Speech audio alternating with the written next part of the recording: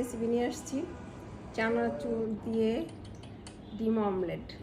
ঠিক আছে, ততক্ষণ আমাদের সাথেই থাকুন, আমরা দেখাচ্ছি কী কী দিয়ে বানাবো। প্রথম দিয়ে নিচ্ছি পেঁয়াজ,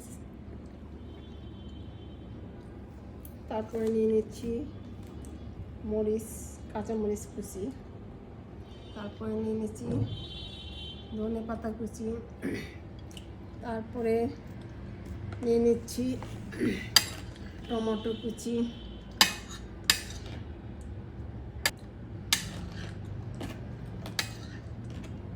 তারপরে নিয়ে নিচ্ছি শসা কুচি, তারপরে নিয়ে নিচ্ছি লবণ,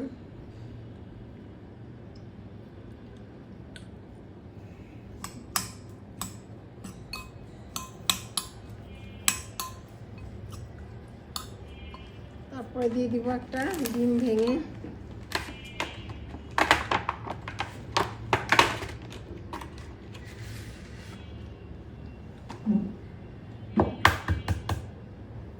একটা ডিম দেখতে পাচ্ছেন।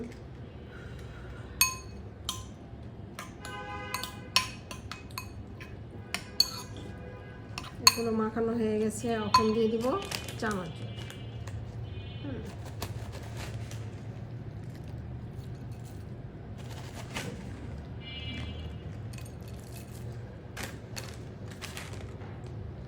দিয়ে দিছি আমাদের চানাচুর।